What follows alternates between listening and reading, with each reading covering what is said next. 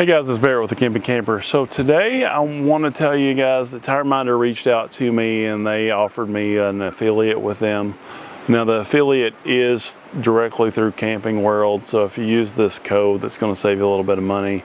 You actually have to make the purchase at Camping World. You can do it online, you can do it in the store. But I thought I would also take this opportunity to go over some, do a re-review of the Tireminder systems that I currently have. I'm really happy with Tireminder, and you guys can always count on me to be completely transparent with you. So I have gotten some stuff from them to review. I've not paid for them. I've gotten them for free for the cost of an honest review. And I've done several reviews on those. And I always point you back to their customer service and how good it is. And then I've seen people not even contact them directly, but Tireminder will see something that they post on a forum and take care of the system, send them something, a replacement, without even contacting their customer service. And that means so much to me. So, I have had several of their systems. I had bought a TM76. I actually bought two of them way back in the day. One was to do a giveaway with, and one was to keep. Well, they actually saw my video there, and they sent me their TM77 system. I used their TM77 system without any issues, didn't have the first complaint about it, and they said, well, let's send you the new version, the TM88C. Now the Tireminder 88C is essentially the same as the 77. It did have a couple of other functionalities when you're changing trailers or something like that, but most people don't actually do that. It does have a little bit of a color display, which makes it a little bit easier on the eye. But it has the same functionality. It shows you one tire at a time what the pressure or temperature is, and it alerts you if there's a slow leak or fast leak or something like that. These Tireminder systems, they have saved me a time or two, and we'll get into that in a minute as well. I also have the i10. They sent me the i10. Now the i10 is a lot different functionally wise, because it actually shows you the pressure of all of your tires at once. They all show up on the screen. Now at first it was really driving my OCD crazy, because I have one tire that likes to stay 2 pounds less, and I did install this very expensive tire monitoring system on a Chevrolet Cobalt, because that's what I needed at the time. I have some low profile tires on it. I have a hard time telling by looking at it if it's low or not, and it doesn't have a built-in TPMS back in 2006. So that's what I use it on, and I'll say that it works great. But like I say, it was an issue with me with my OCD getting used to seeing all the numbers, because in all those old manuals it was like, do not keep strolling through the Tireminder 88C looking for all the pressures, because we're going to tell you when something goes different, when something's wrong. So essentially, the way these systems work is they continually scan the pressure and the temperature, and that's kind of at a lower energy level, because that helps conserve the batteries, the little button batteries in the sensors. And then when it senses a problem, or every so often, it'll use a little burst of power, send a stronger signal to the monitor to alert you that there's a problem, or to update the information. So let's talk about all the times that the Tireminder has saved my butt, or tried to warn me about something and I didn't listen because I knew better. The first time was we were on our way home from Myrtle Beach a few years ago, when the Tireminder started alarming that there was a leak in the tire of the camper. And so I pulled over, and I did find a gash in the sidewall of the tire. Now these were the original trailer tires, and I would have never known that the tire was leaking, so it probably would have had a blowout, could have caused some damage and such, but I didn't have any idea. So it did alert me. I did pull over, and I probably should have changed the tire, but we were within 15 miles from home, so I kept stopping and adding air into the tire and going, which ended up being more of a hassle. I should have just changed the tire and not had to worry about it, because then I had to go out in the mud the next day and change the tire.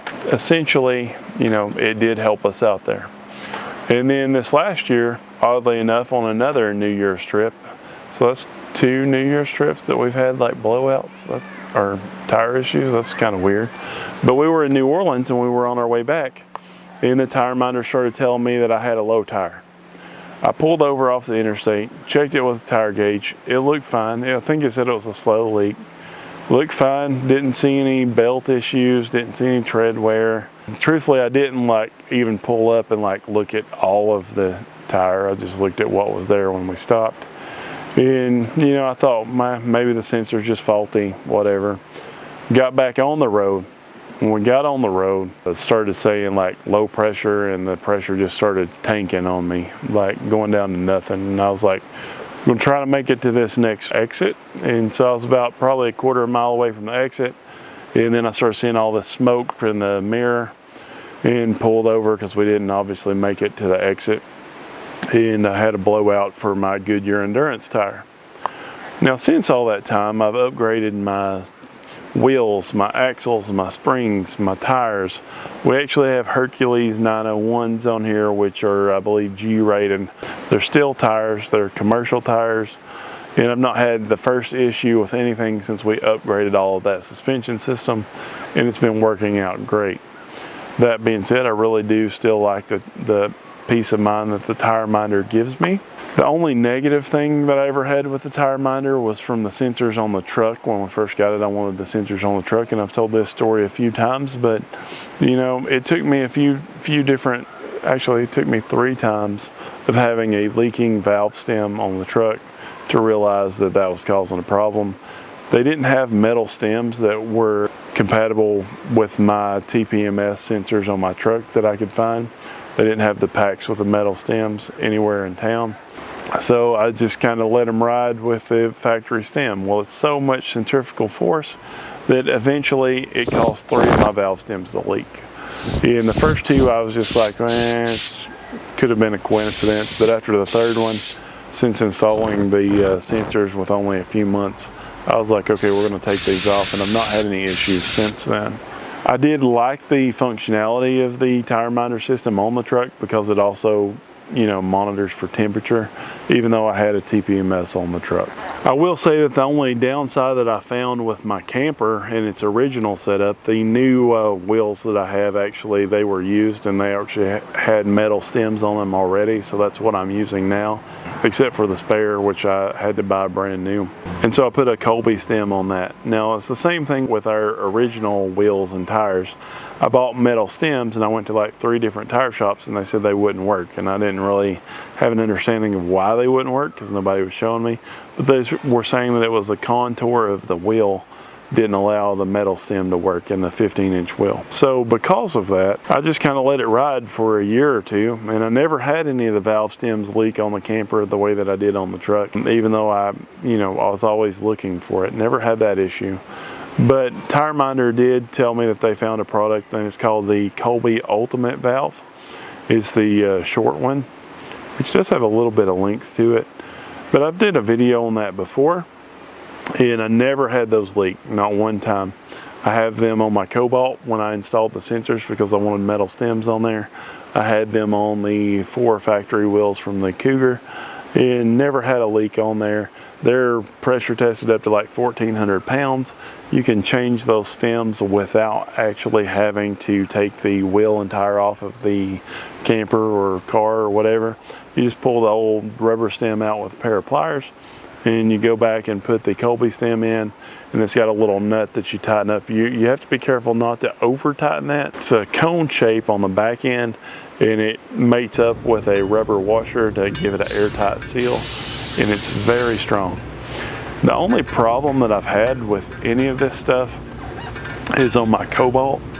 I took it through the car wash, and that Ultimate stem, it sticks out, an inch or so.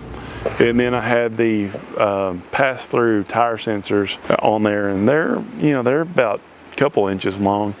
And with the lower profile tires that I had, I took my Cobalt through the car wash, and it broke the sensor off. The Ultimate valve stem was fine, but it was so strong that the sensor broke off, and the part that has the female threads on there, it kind of broke in half.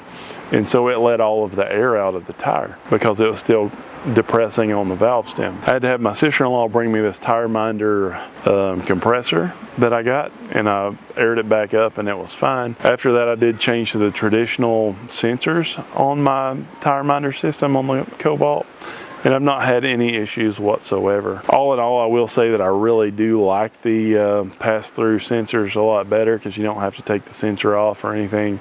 But you know, the traditional ones aren't bad either, especially I stopped putting a locking ring on there because I just tighten it down real tight. I've never had one come off, and I've never had, you know, a lot of people do it for security, but I've never had anybody steal one or anything like that. But you know, so I don't put the locking nut on there because it's kind of a pain to take on and off. But with the pass-through sensors, it's so much easier just to like take the bare cap off of it just like it's the regular valve stem, add some air in there, boom, you're done. So in closing, I want to say that I've never had any issues with any of my Tireminder systems other than a little hiccup with a sensor picking up here or there.